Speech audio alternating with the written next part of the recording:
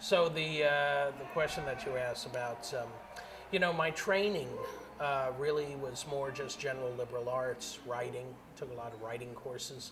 I took about 2 journalism courses, but a lot of it is intuitive, I think. Putting 2 and 2 together as far as, how I read other journalists that I liked and kind of understood what their trope was and what the approach was with them, and then also with my favorite publications like the New Yorker or Atlantic Monthly. What makes a good article? What delivers the answers, and for the people who don't even know what the questions are, kind of like sets up the context. And I think that's very important when you think about writing in general, especially nonfiction writing. But then when it comes to music, which is so challenging because you're using the same, 15 words, 25 words, very limited vocabulary that's available there for sound, for music, especially for jazz. It's a challenge,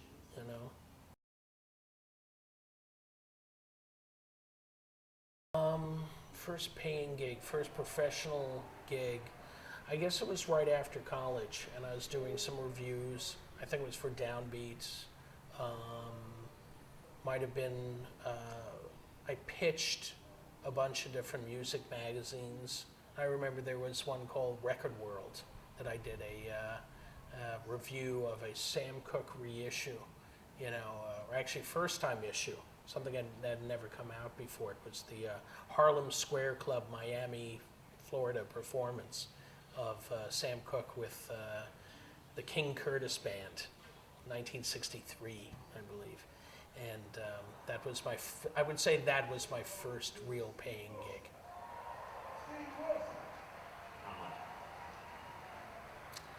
I think it was somewhere around $425, which for 1982, 83 was not bad.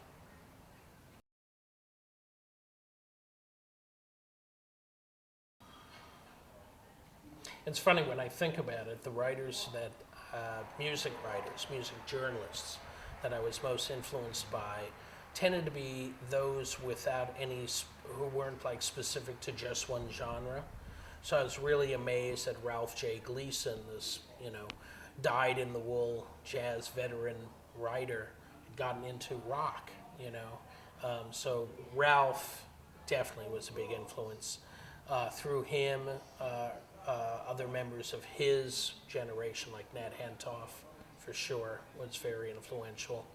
And then the writers that I was reading when I was just getting into it, Robert Palmer at the New York Times, Greg Tate at the Village Voice, and everyone had a style, but definitely had a message to deliver. They were message givers, and they obviously felt very strongly about, what they were writing about and how they felt about the music, and you kind of felt that through their choice of words and how they, presented their arguments. Whereas someone like a John Pareles, who I have absolute undying respect for, is very much a music reporter. And though he has been known to write some think pieces, etc., where you kind of get where John is coming from, much less so, because he is a reporter. And so for me, I was influenced by them all, and figuring out where I wanted to fit within that gamut, that range of voices, I think was very helpful.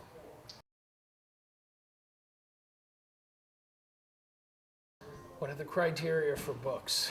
The criteria for books, as far as I'm concerned, when I decide that I'm going to invest the amount of time and energy that it takes to really do a book, it's like, is there a need for it?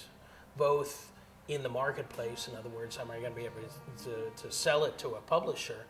But is there a need for it as far as within the incredible shelf or library of music books that's out there? Is there a need for another bio per se on Miles Davis? Probably not. Not for a while anyway, and not unless some new information comes forward or someone figures out a new way of handling it. I think John Swed did an incredible job You know, in fact, I think that his bio provides a lot more context and information than the ones that preceded it, even Miles's own autobiography. But in my case, I wanted to dive deep into one recording, you know, and to tell the Miles story through kind of Blue.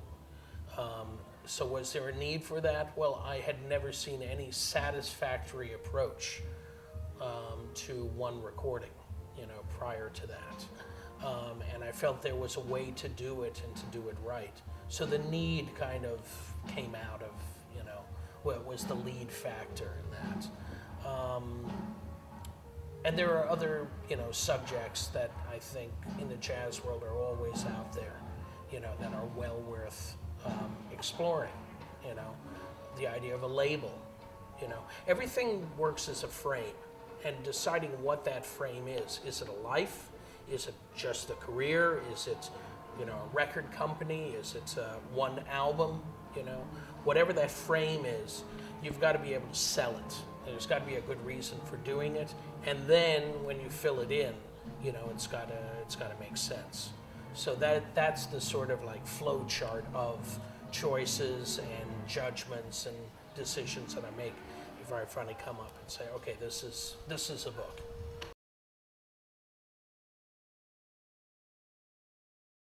What I'm working on now, and you know, just to date this, we're talking summer 2012. You know, I'm very excited about a bunch of projects that I'm deep in the middle of. One is telling the Miles story through his relationship with France. And doing this as a documentary first, that's the driving part of the project, but accompanying books and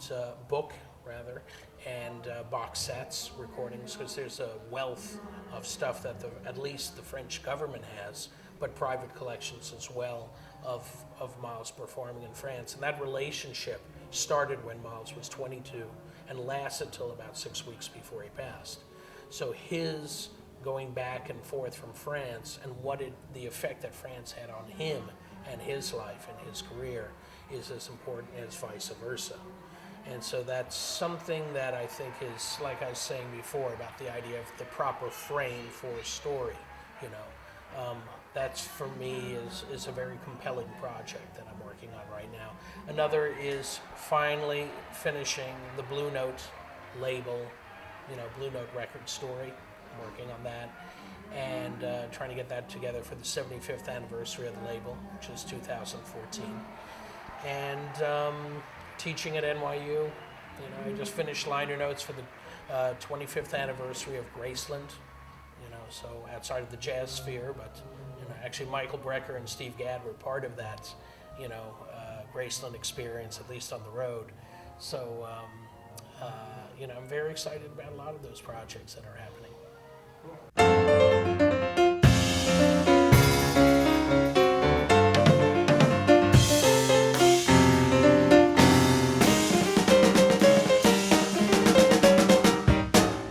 Hey gang, what's happening? This is Christian McBride. To check out more videos, go to JazzTimes.com. Later.